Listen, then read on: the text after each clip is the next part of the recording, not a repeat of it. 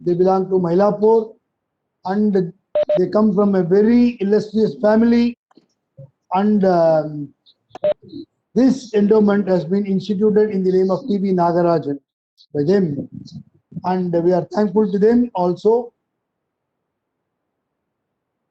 And Dr. Suman has had a wonderful career, very envious career. He has done his graduation and post-graduation from University of Mysore and Dharwad.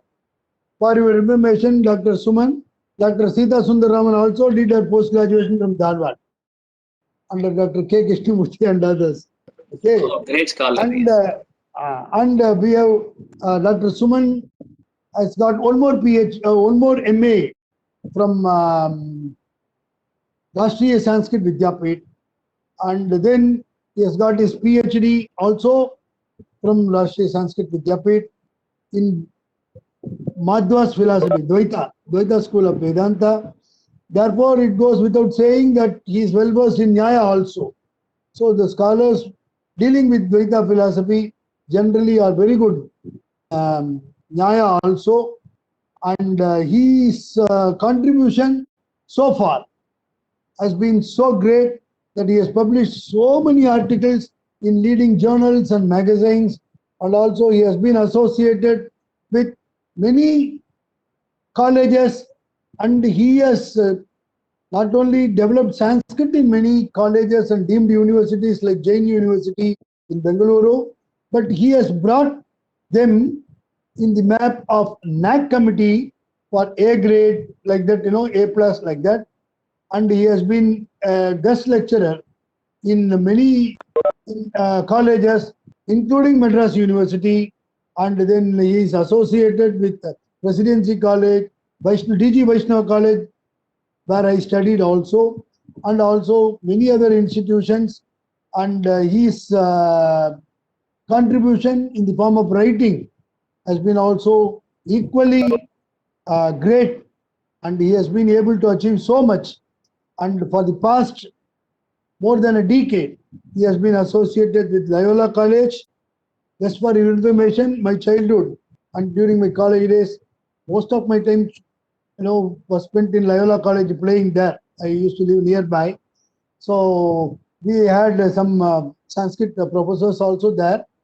And Dr. Suman has made Sanskrit into a higher study there.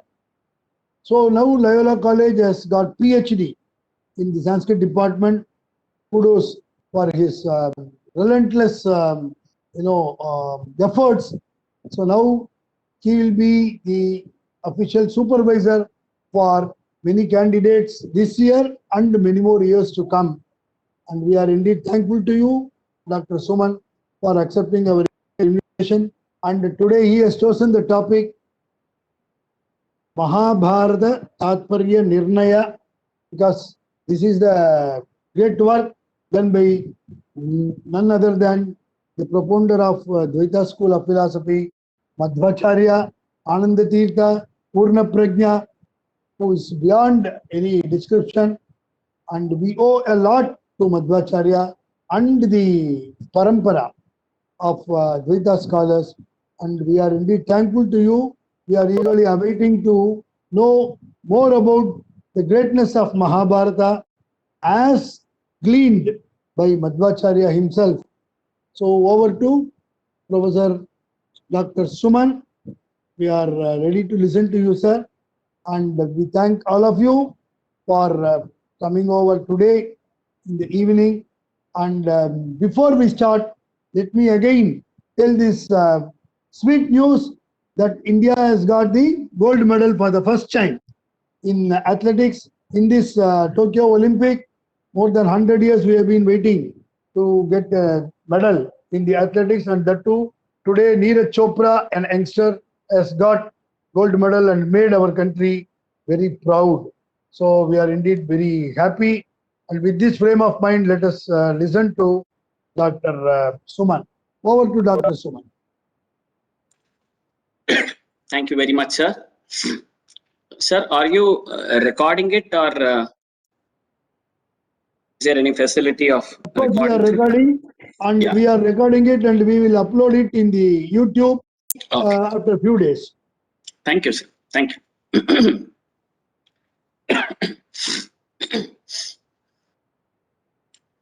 Shri Gurubhyo Namaha. Parama Gurubhyo Namaha. Srimad Ananda Tirtha Bhagavat Padacharyebhyo Namaha. व्यासाय प्रमितेति हास रचनोल्लासाय दुर्वादिनां त्रासाय सकराय सत्सु कृत विश्वासाय दोषद्विषे भासायामुनरम्यतोय सदृशायासाय मासेदिने दासायाभयदाय मध्वगुरुहृद्वासाय तुभ्यं नमः। व्यासाय भवनाशाय श्रीशाय गुणराशये हृत्याय शुद्ध विद्याय मध्वाय च नमो नमः।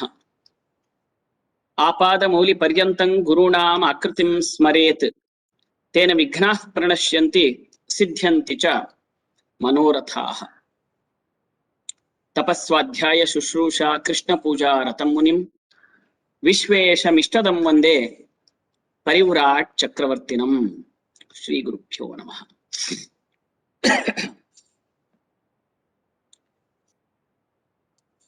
First of all, I would like to offer my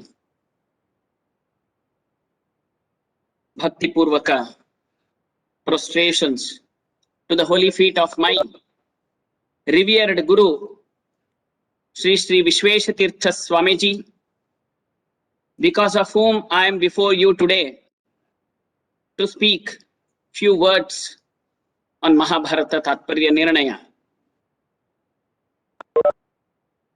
My ardent Guru brought me up in Purna Prajna Vidyapitham, a great well-known tutelage for 13 years, teaching me Nyaya, Vedanta, Vyakarana and Alankara Shastra apart from various kavyas and natakas. Personally as well through his many erudite disciples, for which I am very much indebted to His Holiness forever. He is my Swarupodharaka Guru. I would also like to offer my Bhakti Purvaka salutations to the holy feet of my parents, and of course, I would be failing in my duty if I forget to offer my sincere salutations to the allied group present here, especially to the Samskrita Academy President, Secretary and all other members, as well the KSRI directors, deputy directors, and to my beloved friend and the advisor, Dr. Balsubramanya sir, with all affection, who has brought me here and has given me an opportunity to share my views on Mahabharata Tatparya Nirnaya on this August day when you are celebrating VYASA day. As Puranas say, Kohyanyah Pundarikakshat Mahabharata Krit Bhavet Sakshat Narayana Drite. Who else can write such a wonderful Mahabharata, which is a magnum opus work of VYASA Maharshi? Therefore, it should be definitely the Narayana himself who has descended or taken avatara as VYASA Maharshi. Nobody else could have written this great Mahabharata or all the 18 Puranas, as well the Brahma Sutras. Now coming to Mahabharata Tatparya Nirnaya, which is a wonderful commentary on Mahabharata Itihasa Grantha, it is a magnum opus and milk ocean of philosophy of the illustrious Sri Madhvacharya, who is supposed to be believed as the third incarnation of Jivottama, Mukhya Prana. Before knowing about Mahabharata Tatparya Nirnaya, we need to know a little about Sriman Madhvacharya, who is the founder of Tattvavada or Dvaita Vedanta system. He was born in a Tulu Brahmin family in Pajaka Kshetram. Hearken to Bhavi Samira Sri Vadiraja Tirtha Swami, who says in his Tirtha Prabandha, Pavitram Pajaka Kshetram Kona Seveta Kovidaha Satya Lokeshwara Pranaha Yatra Avatarat Yatravataradutsukaha. Pavitram Pajaka Kshetram, such a wonderful place is Pajaka. Kona Seveta Kovidaha. Which scholar would not like to go there? You just let me know. Vadiraja Tirtha says. Because Satyalokeshwara Pranaha, the boss of Satyaloka, Pranadeva himself, took avatara in this auspicious village called Pajaka. And this Pajaka is a village near to the town Udupi of Karnataka. And coming to the date of Madhvacharya. Sir, 1 minute, sir. Can you just adjust your video, your only your upper faces? Yes. Yes, sir. Am I now? Yes. Thank you. Thank you. According to most venerable Dr. B.N.K. Sharma, Madhvacharya's period is from 1238 AD to 1317, as per his work, A History of Dvaita School of Vedanta and its Literature. But according to another scholar, Nakamura, Acharya lived from 1199 to 1278 AD. But of course, duration was 79 years in both. This is based on Bhaskaracharya's Grantha. So therefore, whatever it is, Madhyageha Bhatta was the father of Madhvacharya. Actually, Madhvacharya's childhood name was Vasudeva. Actually, Narayana Panditacharya says why he was named as Vasudeva. Jnanarthame vayadabhut asudeva yeshaha yadvasudeva padamanvavadan surendraha. Vartham asudevaha vasudevaha. Va means vagati gandhanayoho jnanam. Va is nothing but jnanam and asudeva is pranadeva. Jnanartham asudevaha vasudevaha. The person who came to propagate the right knowledge, that Pranadeva himself is known as Vasudeva. Hence, he was rightly named by Madhyageha Bhatta, his father, as Vasudeva. And this Madhyageha Bhatta was not a layman. He was a very great scholar, erudite scholar. While describing Madhyageha Bhatta, actually the word Bhatta is not like, what we say, it is just a surname. But there is significance of this particular word Bhatta. Vijñāta Bharata Purana Maharahasyam Yam Bhatta Ityabhivadanti Jana Vinitam. The one who knew the Rahasya of Bharata Mahapuranas and Vedas, hence he was well known in the whole village as Bhatta. Only such people were called using the name Bhatta. So those were Bhattas who were capable in analyzing Vedas, Vedantas, Mahabharata, Itihasa Grantha and various other Puranas. So such a great person, Madhyageha Bhatta and his wife Vedavati, they actually did tapasya for 12 years. Kshiravvrata. They did Kshiravvrata for 12 long years, coming every day to Ananteshwara of Udupi from Pajaka. It is nearly 12 to 15 kilometers. Those days, as you know, there was no vehicle or anything, no transportation at all. During that time also, every day they used to come to Ananteshwara, offer their prostrations, and just have a glass of milk every day. That's all. And when Ekadashi comes, not even that. In such a way, they did a very great tapasya to get this Pranadeva as their son. Now, coming to Madhvacharya's Mahabharata tatparya nirnaya, Sri Madhva explains Mahabharata as an important source book of his system. His main purpose to compose this great epic was to expound his own philosophy, that is Dvaita Vedanta or Tattvavada. This Mahabharata Tatparya Nirnaya has 32 chapters written in most charming variety of chandas or verses.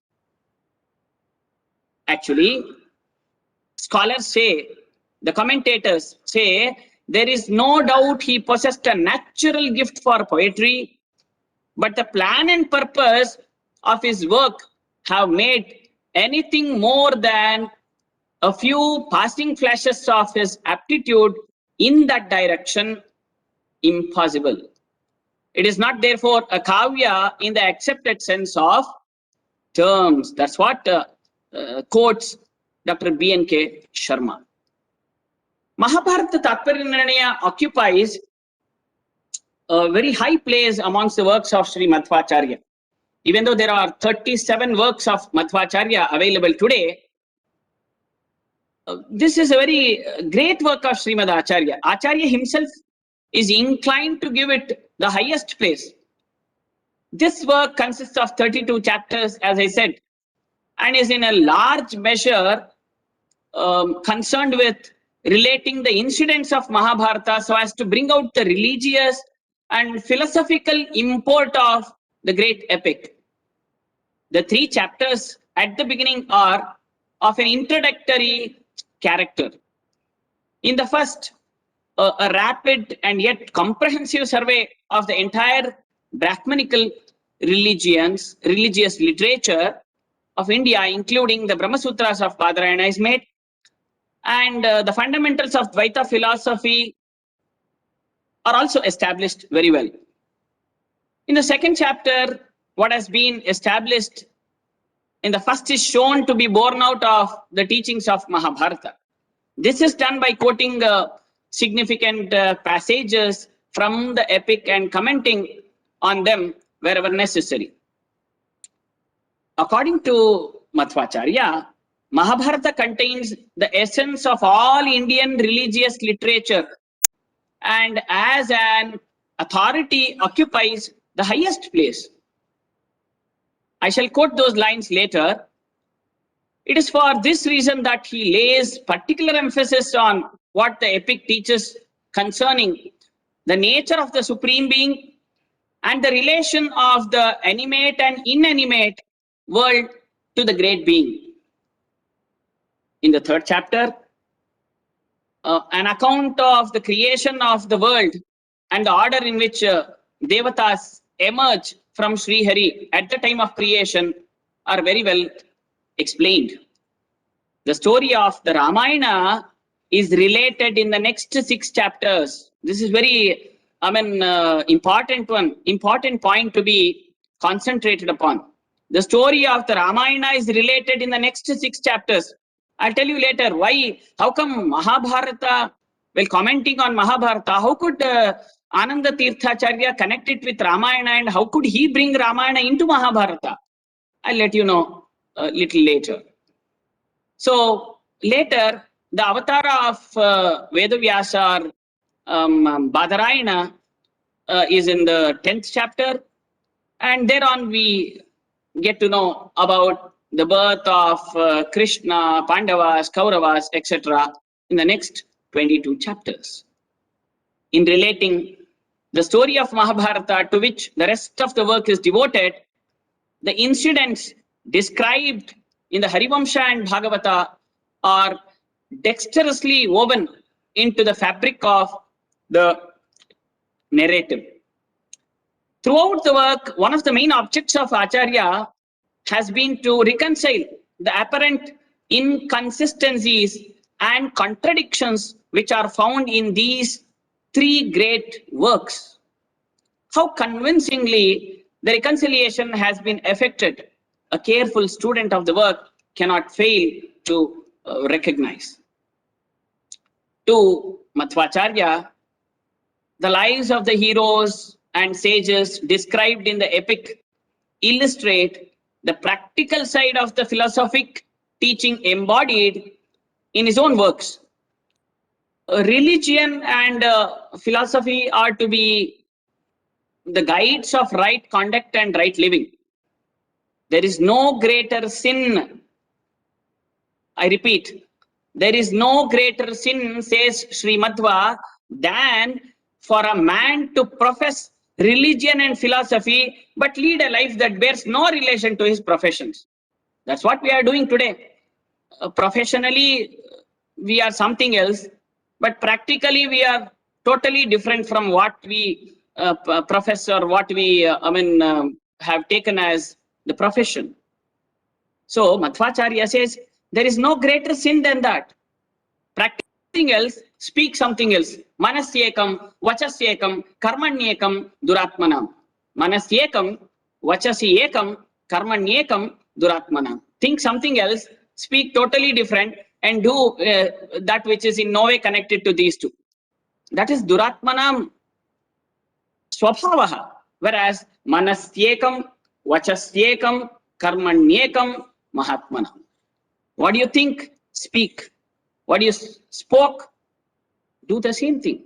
Then you are a Mahatma. Otherwise, what is the meaning of, just having knowledge of all the Vedas, but you don't even follow a percentage of it. So this is what, is mainly concentrated upon in Mahabharata tatparya nirnaya by Sri Madhvacharya. In Mahabharata, Sri VYASA Maharshi has related the lives of the good and the wicked so that those who seek the grace of the God may find in the lives of the good examples to follow and see in the lives of the wicked what a righteous person should detest and avoid. The main intention of the divine author VYASA Maharshi in composing the epic is to narrate the glorious deeds of Sriman Narayana, or the omnipotent God.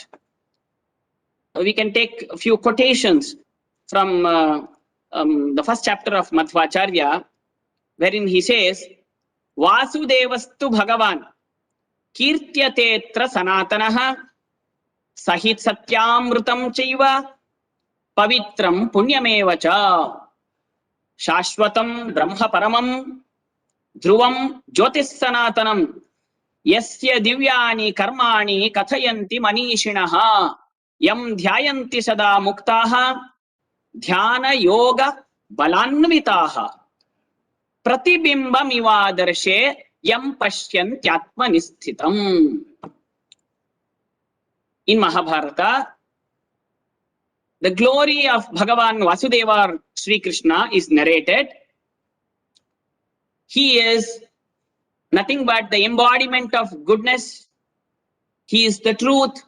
He is the holy, the just, the eternal person, the unchanging and beginningless. Avyayaha he is. Such a beginningless light he is. It is his divine acts that the learned delight to relate.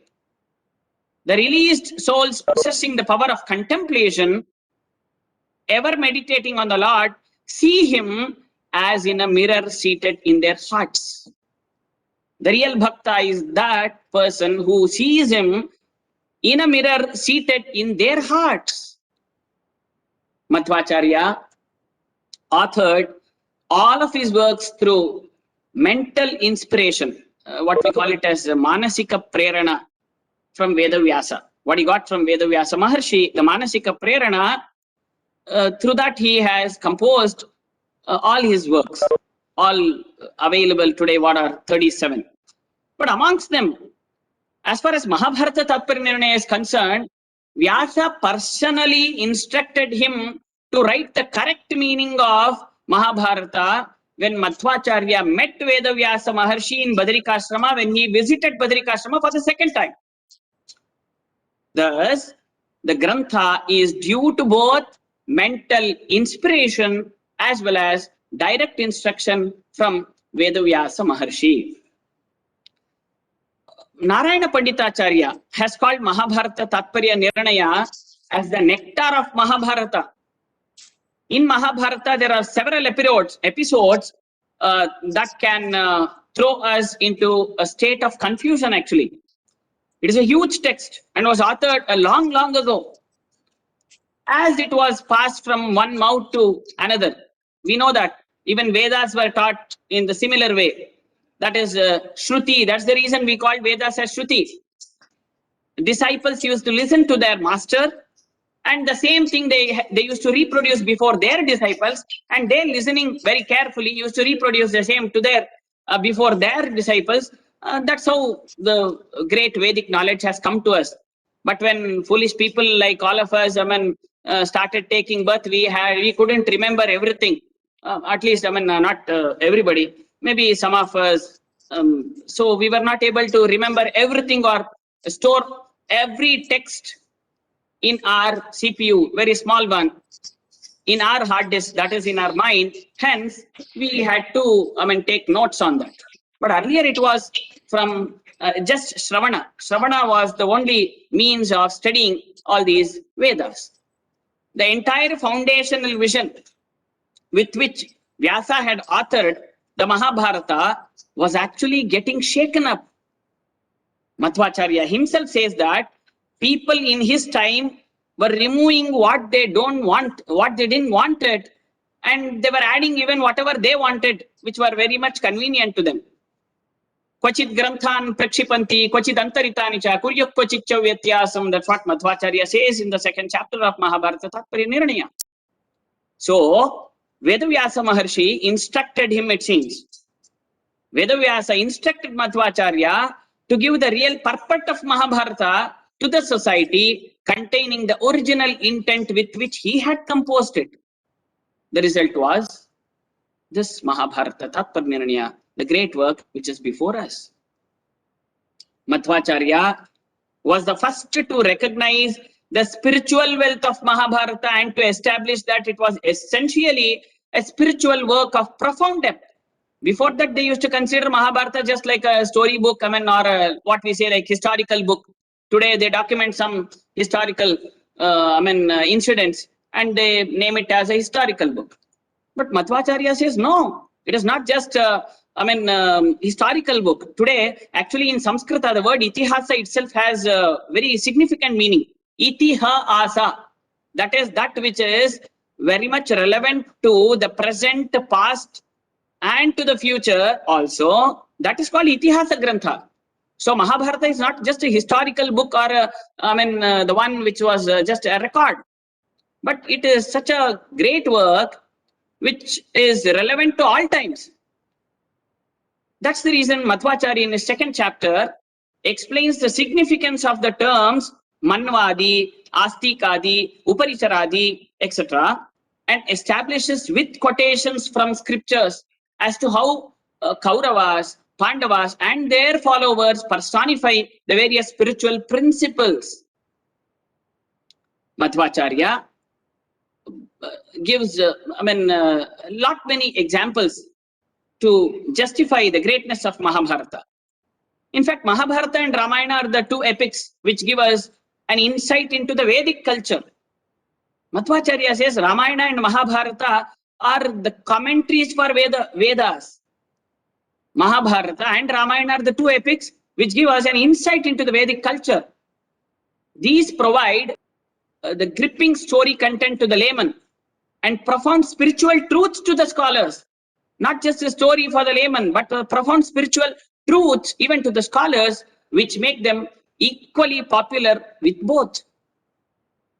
Mahabharata, with its mammoth size and profound thought-provoking truths, is considered as the spiritual encyclopedia. Many researchers have even documented that Tolstoy, etc., Russian scholars were also very much inspired by VYASA Maharshi's Mahabharata, and they could write many novels. Therefore, its wide interpretation potential will keep it ever enigmatic. Ramayana is another unique work. Though Rama's story is depicted in various words like Valmiki Ramayana, its origin is actually, Madhvacharya says, its origin is Mula Ramayana, which was authored by Lord Hayagriva himself. And you know, it was containing of 100 crore verses or 100 crore slokas. Shatakoti Pravistaram, Madhvacharya says. So not Valmiki's Ramayana is the Mula Ramayana actually. There was another Mula Ramayana which was actually preached by Hayagriva Rupi Paramatma to Chatumukha Brahma. Madhvacharya is not just saying on his own. He has a reference to quote. He says according to Matsya Purana. Today we can open Matsya Purana and see. It was Lord Hayagriva who preached Chaturmukha Brahma Ramayana. And that is the Mula Ramayana, consisting 100 crore slokas. Later, Narada got the sermon, who in turn transmitted it to Valmiki or motivated Valmiki. He first preached him about Rama's story and then told him, why don't you write this? Why don't you document this in a wonderful way as it is? Then Valmiki condensed it and presented it in the present work what is available in 24,000 shlokas. The very first sloka of Valmiki Ramayana supports all these details. Nobody could grasp it actually, but nobody except Madhvacharya could notice these great things or significant points which were supposed to be noted. Acharya Madhva is the only spiritual teacher who provided comprehensive interpretation and information on Mahabharata. The others have dwelt only on certain sentences here and there, without even touching on the spiritual import of these passages. Thus, the help rendered by Sri Madhvacharya's Kriti to the scholars is really immense. Mahabharata Tatparya Nirnaya is the largest of all Acharya Madhva's Kritis, containing more than 5,000 shlokas. Such a massive work in shloka form is very rare in Sanskrit literature. It explains entire Mahabharata and Ramayana in just 32 chapters. Just think about it, how great the work should be. There are very few works which have attempted to present Mula Mahabharata of 1 lakh verses concisely without omitting any portion of significance, and no one has been as successful as Madhvacharya in this endeavor. The only noteworthy work in this area could be Kshemendra's Bharata Manjari.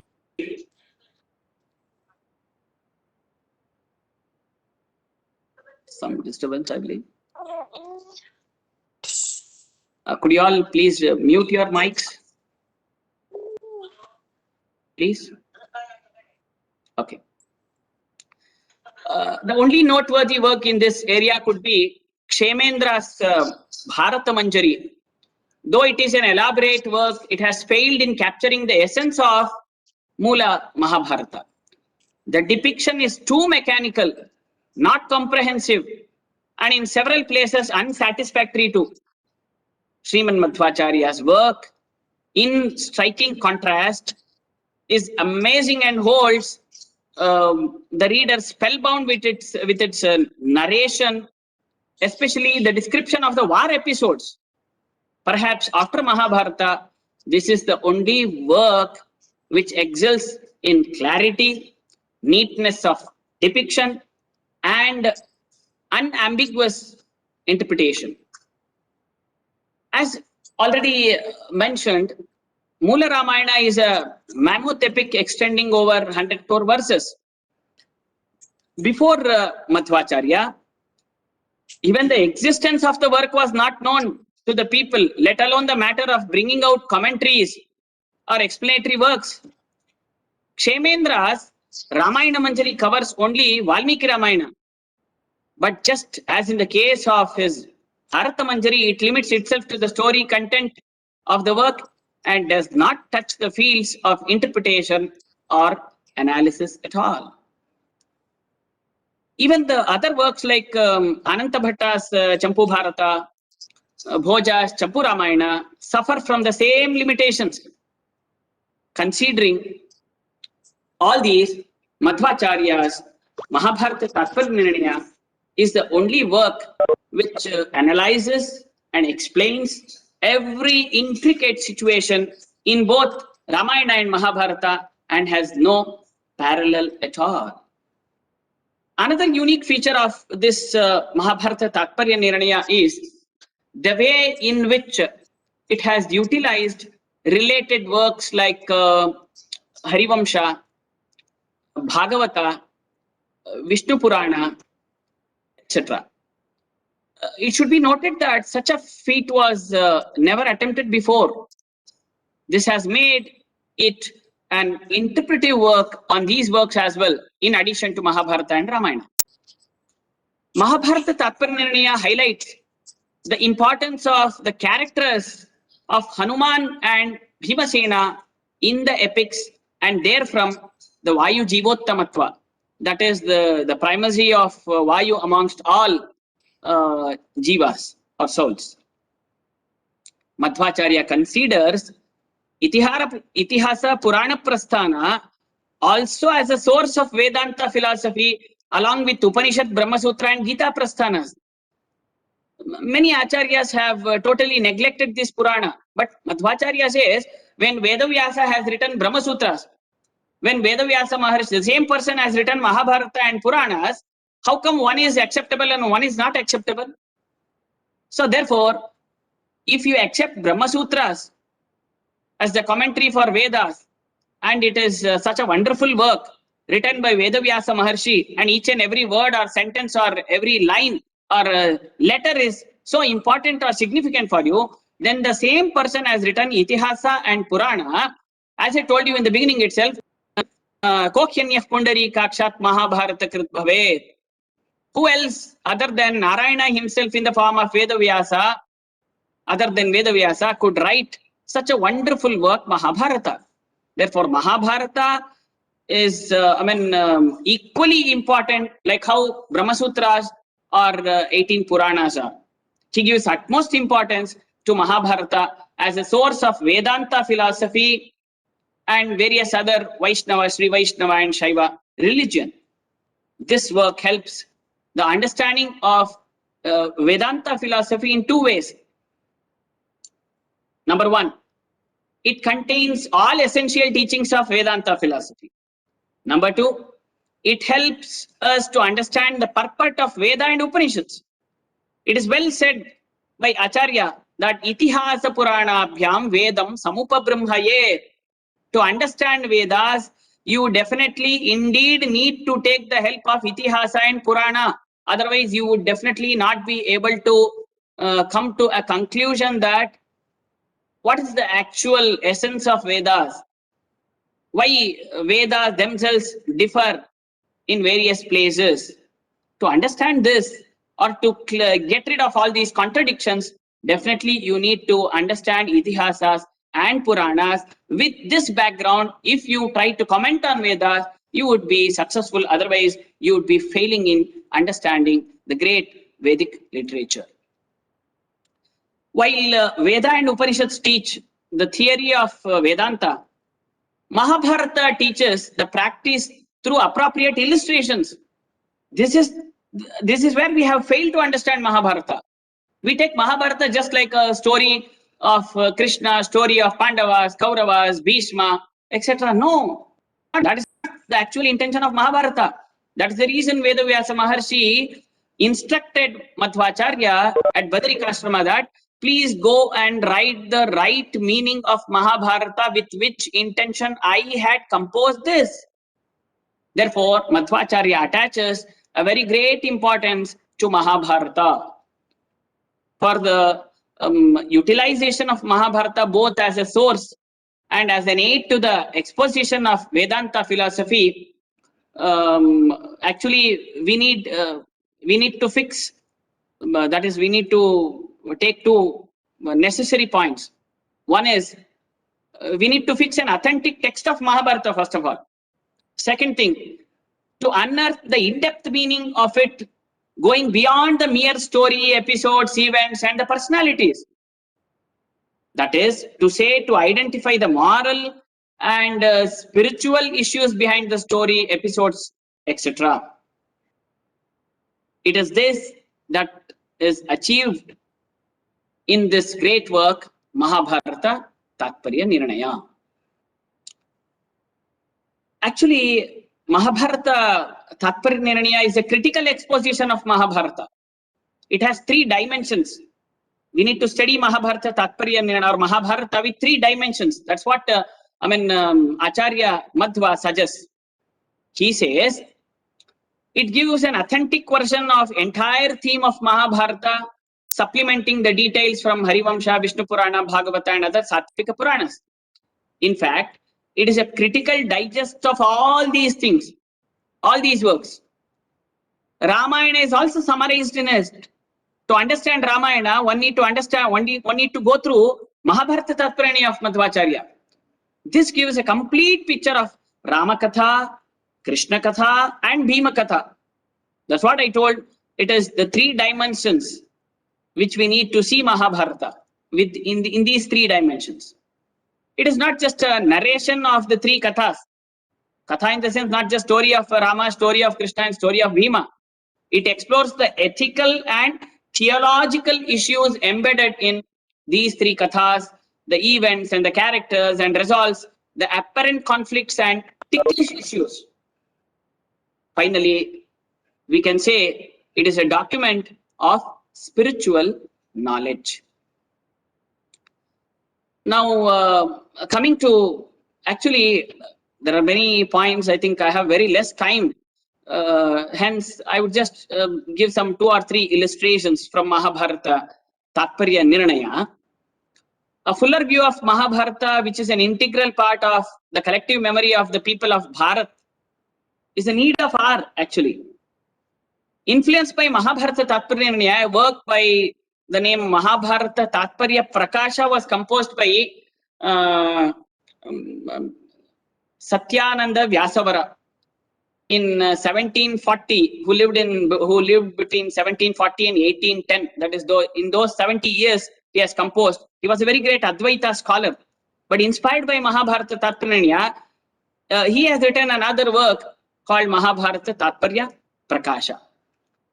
Mahabharata is not only a monument of human intelligence, it is also a moving saga of eternal search for the real meaning and purpose of human life. Madhvacharya explained Mahabharata as an important source book to his system, along with various Pancharatra Agama and Ramayana. He accepts the view that Mahabharata is fifth Veda and goes on asserting that Mahabharata contains truth that is not found anywhere else. He finds the support of his philosophical system in this text, Mahabharata. His main purpose to compose Mahabharata Tatparya Nirnaya was to expound his own philosophy of dualism or Tattvavada or Dvaita philosophy. To quote his own works, Bharatau Vyapadeshena Hyamnayarthascha Darshitaha. Mahabharata Tatparya Nirnaya is a unique composition, the like of which is not seen in the annals of the world itself. It is an epitome and Nirnaya of all the Shastras and Bharata. Madhvacharya himself proclaims, saying, Samasta Shastrartha Vinirnayoyam Visheshato Bharata Vartmachari. Samasta Shastrartha Vinirnaya Ayam. Mahabharata, using Mahabharata, or having studied Mahabharata, one would be definitely able to understand the Upanishads, Vedas, and various other Shastras too. Srimad Acharya says, Ayam Ganta Varokhiloru Dharmadi Mokshanta Pumartha Hetuhu. And you know what is the outcome of studying Mahabharata? dharmadi mokshanta pumartha hetu. Dharma, artha, kama, moksha, all four could be attained by a scholar who is really studying Mahabharata in depth with all devotion and without any prejudice. Actually, Narayana Panditacharya, disciple of Madhvacharya, actually Narayana Panditacharya's father, Trivikram Panditacharya, was a very great scholar who actually had Vada for many days together and finally who could become the Shishya or Antevasi of Madhvacharya and wrote lot many works on Madhvacharya's bhashyas and works as commentaries. That Trivikram Panditacharya's son Narayana Panditacharya has written a Mahakavya on Madhvacharya, that is Madhva Vijaya. It's a great document on Madhvacharya. He says, Itihasa Puranabdhehe Bhavat Chittadri Loditat Jatam Bharata Tatparya Sudham Kasanna Sevate. Kaha Itihasa Puranabdhehe Bhavat Chittadri Loditat.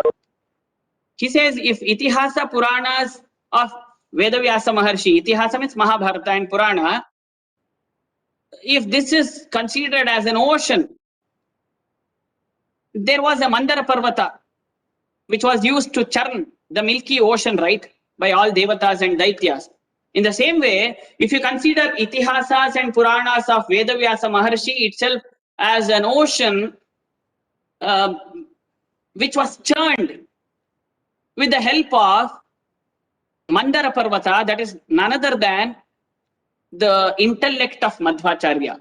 Bhavat Chittadri Loditat. O Acharya Madhva, Bhavat Chittadri Loditat Jatam Bharata Tatparya Sudham. And the nectar which came out at the end, that was none other than Mahabharata Tatparya Nirnaya.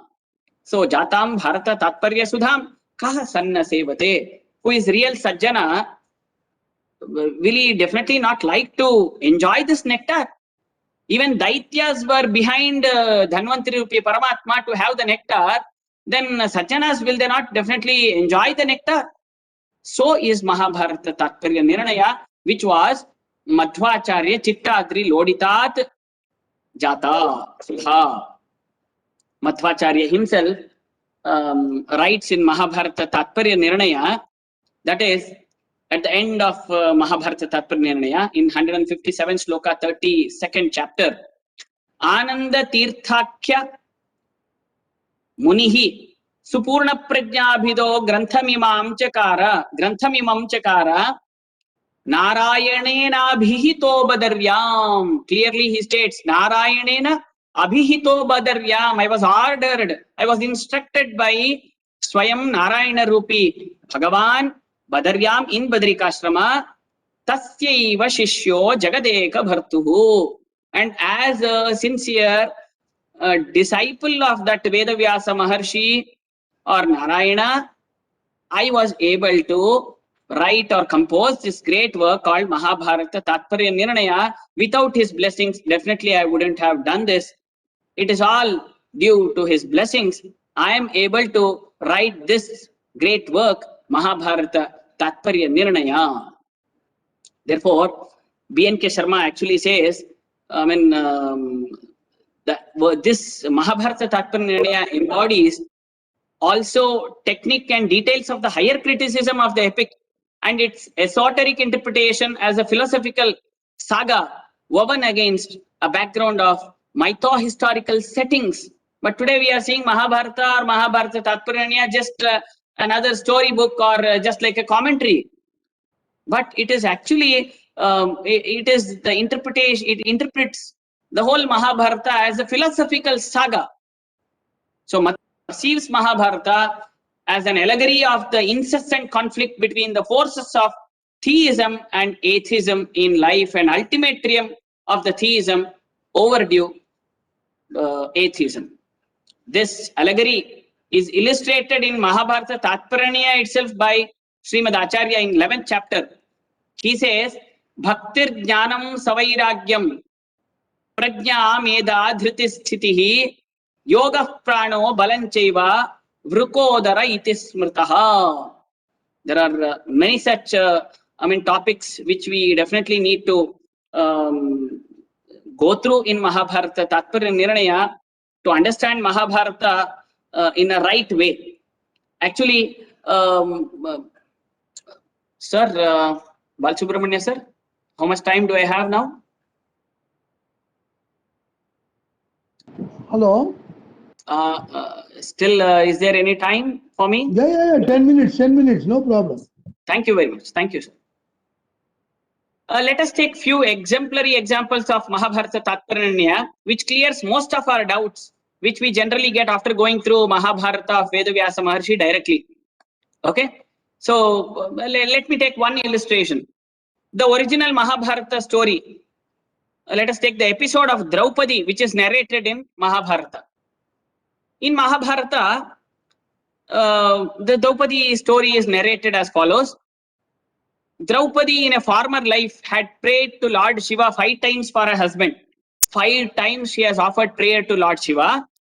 And finally Shiva appeared before her and blessed her with 5 husbands. This looks very funny, right? Another reason is Kunti Devi mistakenly asked Arjuna to share what he has won with all his brothers. This awkward decision was approved even by VYASA Maharshi. Why did Draupadi ask for a suitable husband 5 times? Will anybody not get this question at all? And why did Shiva, even after knowing that she is just asking for a life partner, bestowed 5 husbands for her? Why did Shiva make such a big mistake? And Kunti, you say she is such a great devotee of Krishna, and VYASA Maharshi himself, the avatar of Narayana, all these approved that Pandavas need to live with Draupadi, a single wife, but 5 husbands. All this is very well answered in Mahabharata Tatparya Nirnaya. You just show me any other book which could answer these questions of Mahabharata which we get from Mahabharata. No.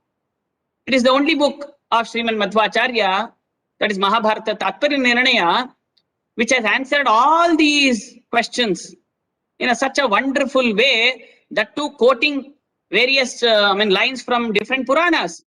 Whatever the great thing of Madhvacharya is, whatever he says, no, it is not my own commentary. He says, this is what is being explained in Garuda Purana. This is what is seen in Matsya Purana.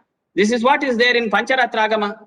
So therefore, if you have gone through all these Puranas, Smritis, Shrutis, Itihasa, Ramayana, then you would have understood what the intention of VYASA is.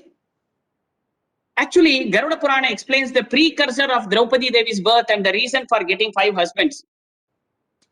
That is what is quoted in Mahabharata Tatparya Nirnaya by Ananda Tirtha Bhagavat Padacharya. That is none other than Purna Prajnacharya or Madhvacharya. There were actually 5 devatas in one body of Draupadi, which was the reason for 5 requests coming up from Draupadi before Lord Shiva. And Lord Shiva knew that there were 5 souls in Draupadi's body, hence he granted 5 husbands. The presence of Parvati Devi, Shachi Devi, Shyamala Devi and Usha Devi along with Bharati in the same body has a background. Once upon a time, first 4 Devis, that is Shyamala, Parvati, Shachi and Usha, got into one body and moved before Brahma as a matter of fun. They wanted to make fun of Brahma. So in one body, all these 4 went together. Brahma just neglected once. Again and again, they used to move around Brahma in the same way. Brahma became very angry, and due to their playfulness, he cursed them to be born as human beings thrice. 3 times you have to be born as human beings. See, for us, we think we human beings are very great. But for Devatas, it is a shapa. It is a curse. Because they are in a very high position. Immediately, if they are put down, is it not an insult for them? So therefore, they were supposed to be born as human beings thrice. To overcome the hardship of contact with some man other than their husbands during these births, all the 5 Devis approached Bharati Devi also to be born with them so that nobody would dare to touch them. Accordingly, they were born. Because Bharati Devi is the wife of Pranadeva. Prana and Bharati could not be touched by any other soul. Such a, in elated position they hold. Therefore, they thought, okay, if Bharati is also born with us, then nobody would dare to touch us. Therefore, even though we are born as human beings thrice, no person, either we would not get married, or even if got married, we would not be touched by anybody. With this intention, they were born thrice on this earth. And these were born along with Draupadi in third Janma. In those two Janmas, of course, they didn't have any other husbands, few of them had, but they were not touched by anybody. But in third Janma, Draupadi said, not all the time, once I will be born with you. So therefore, Draupadi took birth along with these four women, and it is only in this birth that they met their heavenly husbands. See, what a wonderful, intention of Shiva. Shiva also is not, Shiva did not grant the boon just like that. He also knew the future. Therefore, that is the reason Shiva granted her 5 husbands, because they could enjoy the life with their own husbands, even though they were in one body. Whenever Shyamala Devi was there, only, whenever Yudhishthira was with Draupadi, only Shyamala's soul was there with that Yudhishthira, because she was wife of Dharma. Shyamala is, and Dharmaraja is none other than Yamadeva himself, born as Yudhishthira, right? And Bharati Devi, when she was in that body, only Vayudeva, that is Bhimasena, was there. And when Shachi Devi was there, that soul was there in that body. Only Indra, that is Arjuna, was there with her. And when Ashwini Devatas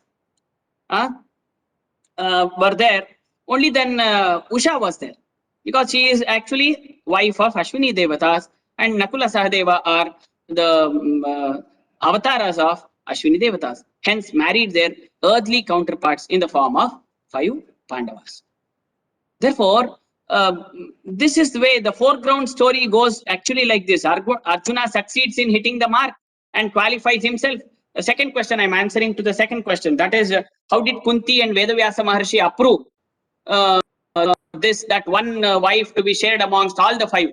So this seems to be very funny in this world, because we don't have any knowledge of Mahabharata at all. How to study Mahabharata, we have no knowledge at all. That is the reason we have been just making all these funny remarks on Mahabharata. The foreground of the story is like this. Arjuna succeeds in hitting the mark and qualifies himself to seek the hand of Draupadi from Drupada Raja. When Pandavas return home and inform Kunti about their gain, a ticklish situation arises. Without knowing the nature of the gain, what they have brought, Kunti tells her sons that you 5 share it amongst yourselves.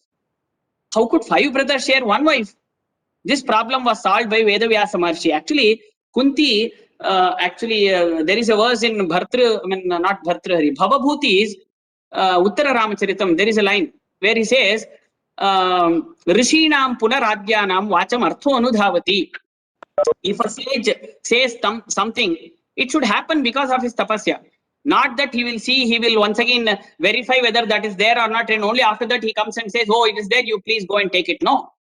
If a rishi or a great devata bestows some boon on you, even if it is not there, it should come. Generally, what we do is, if somebody comes, we get into the kitchen and then see whether coffee powder is there or not. Then we say, please, will you have coffee? But it is not like that. Sages and those great tapasvis or mahashis, if they say something, that should happen. Bhavabhuti says that Rishinam Punaradhyanam Vacham Artho Anudhavati. If they say something, that should happen. Even though the meaning for that word is not there, the word should be attached with this meaning, because the sage said. In the same way, Kunti was such a great divine disciple of Krishna. Hence, if she has said something, should be right. The God would have made her to say or speak like that. That is the reason VYASA himself, who arrived at that time, he informed Drupada that Pandavas are really Yama, Vayu, Indra and Ashwini Kumaras born as man. So because he should acknowledge, right? How will he accept? Because I married my daughter only to Arjuna, who won this race, who won this game. Therefore, how can I send my daughter with all these 5 people? Therefore, VYASA Maharshi went there and he said, see, The wives of these are present in the body of Draupadi. There are 5 souls in her. Therefore, the marriage with Draupadi is really the marriage with their respective wives. So you are going to get, punya of 5 Kanyadana. It is not one Kanyadana. We say like Meru Parvata, how big it is. So if at all we have the grains to that lot of Meru Parvata and start counting every day, what time we would take to finish counting all the grains, that much of punya we would be accumulating by doing one Kanyadana. So Vedavyasa Maharishi says, you have done 5 Kanyadana, man. You should be happy. So therefore, in this way, with the grace of Vedavyasa Maharshi, Drupada saw their wives in the person of Vedavyasa. Drupada saw their wives in the person of Draupadi and prostrated at the feet of Vedavyasa Maharshi. This is what Madhvacharya says. This is how Madhvacharya, he gives the inferences. He takes the inferences from Garuda Purana, Matsya Purana, and various other Puranas and justifies what Vedavyasa Maharshi has told in or has narrated in Mahabharata. If at all Madhvacharya's Mahabharata Tatparya Nirnaya wouldn't have been there, you just think of it, how people would have made fun of us. Even today, people are not studying it, therefore, they are unable to answer these questions. Therefore, I urge those, people, there are many of my disciples also here and my students to go through Mahabharata Tatparya in depth, which would be definitely very much helpful for you to understand Mahabharata, Ramayana, Upanishads, Vedas, Puranas, etc. Therefore, there are many such illustrations which could be given, but due to shortage of time, I would like to rest here. I would like to finally thank Dr. Balasubramanya sir, Kameshwari ma'am, Sita Sundaram ma'am, and the people who have established such a great endowment in organizing the great lectures on our culture, tradition, heritage. I definitely congratulate them and thank them for giving me this great opportunity to share few of my thoughts on Mahabharata Tatparya Nirnaya, which is the greatest composition of Sri Madhvacharya. Kayena vacha, manasa, indriyairva, buddhya atmanava, prakrite swabhavat, karomi yadyat sakalam parasmai narayana yeti samarpayami. Pratah prabhriti sayantam Sayadi Pratarastutha Yet Karomi Jagannatha Tadastu Tava Pujanam. Thank you very much. Thanks a lot. Shri Krishna Arpanamastu.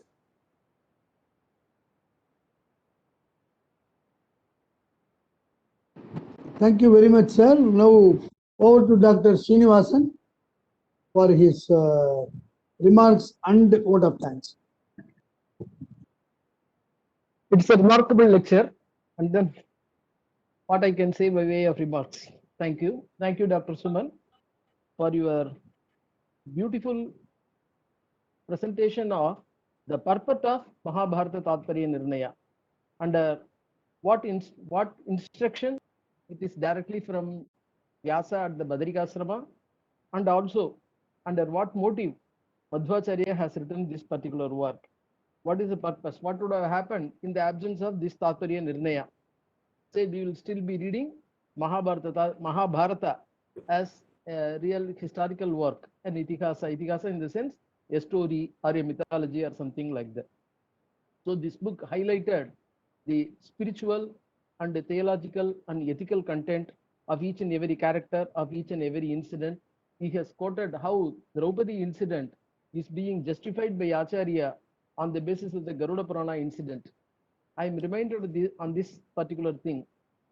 There is one incident in another Purana wherein Kashyapa and his wife Aditi and Surasa are cursed by both Diti as well as Varuna. Also, these two people have cursed it. But while cursing them, that is Aditi will be, Kashyapa will be Banas Vasudeva. That is the curse that is given to them.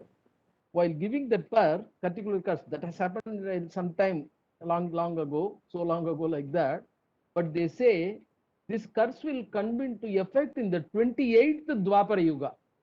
So they say the curses happened somewhere in the first Chatur Yuga or second Chatur Yuga, maybe in Krita Yuga or Treta Yuga, it has happened. The date is not given, but it has happened long before.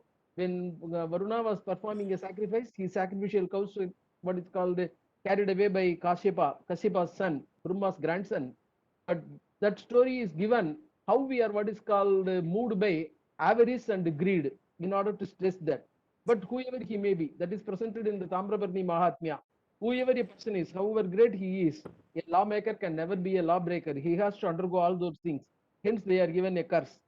And that particular curse, they say, will be born, will become fruitful in the 28th Dwapara Yuga. So, Kashyapa is born as Vasudeva, and Vasudeva's son, of course, is Krishna. Why the first 6 sons die immediately? There was a question. For that question, this answer is given. So all those things, but because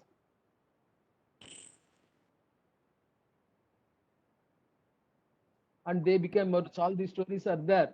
There are so many stories in different Puranas, but all the Puranas take these stories together.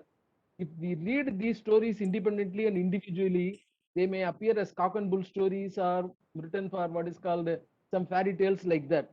When we take the Puranas together, when we interpret them, what is called, I mean, in fact, geography professor Parsardi has presented the story of Prahlada in Kumswami Research Institute, connecting all the incidents in different Puranas, what is called a connected thread he has presented. So in this way, the Purana stories have to be taken together and they have to be seen, they have to be interpreted. And Madhva has presented a model for us in the Mahabharata Tatparya Nirnaya, how to read these stories and how to take the stories of different Puranas together. In fact, in the Vishnu Tattva Vinirnaya, he gives importance to Puranas. Before quoting Rigveda and other things, he quotes Purana and says, since the Puranas are the clue for interpretation of the Vedas, they are given what is called first preference. I mean, they are given the first place there because through them we have to see the Vedas. So even his way of choosing, presenting, saying things also has got a meaning. We know pretty well, Enna Bharate, Tanna Bharate. What is not there in Bharata is not there in Bharata. The first Bharata is Mahabharata, the second is India. You can take it as Enna Bharate, Tanna Bharate as what is there not in India is not in Mahabharata. What is not there in Mahabharata is not there in India. Dharme cha arte cha kame cha yadihasti tadanyatra tannehasti nahi kochite. Like that, there are so many things. But this idea has been, that is to see Mahabharata as a spiritual content, has been presented by Anandavardhana too. Anandavardhana in the fourth Ullasa of his Dvanyaloka says, Prabandharasa concept. In fact, Ekoraso Angikartavyaha Tesham Utkarsham Ichchata. He has stated in the third Udyota, that is only a Angirasa or a Prabandharasa. While elaborating the concept of Prabandharasa, he has given an example of Ramayana and Mahabharata.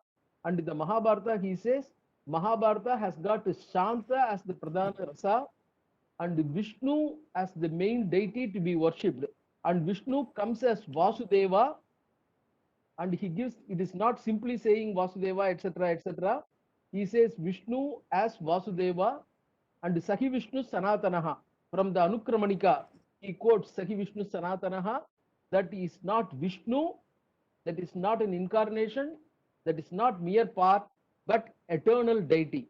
He says that particular point, Sahi Sabda Vidbireva Angi Kritaha. This is the statement made by Anandavardhana in his Dvanyaloka. That is, Vasudeva as eternal has been accepted even by grammarians. He says that. What he says is, there is in the Paninian Sutra, in the fourth adhyaya of the first pada, Rishi Andhaka Vrishni Kurubhyascha. That is Rishi, Andhaka, Vrishni, Kuru. For these people, when their descendants are to be stated, when we have to say Vrishni Vamshodbhavaha, Andhaka Vamshodbhavaha, Kuru Vamshodbhavaha, like that, when we have to say, An Pratyaya is to be added and not Inj Pratyaya. So the An Pratyaya, so Vasudevasya Apatyam Puman Vasudevaha. The question is, there in the grammarians take the point, if Vasudeva is eternal, if he is eternal God, if he is Brahman, how can he be the son of Vasudeva? How can this be justified? They also say Nakula and Sahadeva. How can Nakula and Sahadeva can be taken as the descendants in the Kuru? That is, their descendants are the descendants How can such things be presented? Kasika says it is a chance, that is accidentally. Kakatali and Nyayena thing has come into existence. So the eternity has not been disturbed at all. Eternity will not be disturbed. So this has been quoted even before Anandavardhana. The eternity has been justified by Kasika. In the Kasika, it has been justified, and then based on Kasika, Anandavardhana has used it in his Dhvanyaloka and presented all these things. So in this way, the important idea has been presented. Madhva has also written a commentary on the first Ashtaka of Rigveda, where he has introduced the concept of layers of interpretation, Adhyatmika, Adidaivika, Adibhautika, etc. And then different ideas, Samadhi Bhasha, Darshana Bhasha, Gutya Bhasha. There are, he says, 10 meanings can be given for Mahabharata and so many meanings. Of course, Sayana has taken Adhyagnya interpretation. Modern people may take that is Adhipraja interpretation. In this way, different interpretation can be presented. And Madhva has given Adhyatmika interpretation, which has been followed by Arvind Ghosh also, for his what is called Vedic interpretations. So these are all some traditions which are continuing available, but these traditions become sporadic in the case of other people. But in the case of Madhva, it becomes total, complete, comprehensive, and then easily which can be followed by others as well. And beautifully say it is a voluminous work. As I said, it is a magnum opus, very important work, which has brought out the total idea of Madhva's philosophy. And that book has been beautifully presented by Dr. K.S. Suman, professor of Sanskrit in Laila College. And I hope his students will be fortunate to be guided by him. Thank you very much, sir, for presenting the basic purpose, the basic structure, basic idea of Mahabharata, tatparya, nirnaya to us, and also giving a few illustrations from that to understand how Mahabharata nirnaya has been developed and elaborated by Anandatirtha Bhagavatpada. Thank you very much. I thank the endowment backers, that is the family members of TV Ramanathan Iyer and their parents and grandparents and others who have made this endowment on the Vyasa day. Generally, we take Guru Purnima or Vyasa Purnima as the Vyasa day, and during somewhere nearby this particular time, we arrange the lectures to be on Vyasa, Ashtadasa Purananam, Karta Satyavati Sudha. This alone we have, but other things also. Manvadi Bachana, he referred to that. Manvadi Bharatam Kechit, Astikati Tatapare, Astikati Tathapare. Tato Paricharadanye, Vipra Samyagadhire, like that. And of course, we will be teaching it to our college students as 3 stages of Mahabharata, Jaya, Bharata Samhita, and Mahabharata, like that. But anyway, there are different interpretations, different approaches, different viewpoints, etc. And of course, can go on what is called narrating all these things, being Mahabharata itself, Mahatvad Bharavatvacha. So we can go on narrating the glory and greatness of Mahabharata. And I stop at this, and I thank all the people who have taken, who have attended this program and who have remained throughout from the beginning to the end. I thank everybody, and I also personally thank Professor K.S. Balasubramaniam for arranging this particular lecture. I thank everybody. Meet in some other meeting. Thank you. Thank you very much, sir. Thanks a lot. It was great listening to you too. It's very nice. Thank you. Request Dr. Yamuna or Professor Lavanya, please close the meeting. Yes, sir. Yes, sir. Thank you. Thank you. Thank you.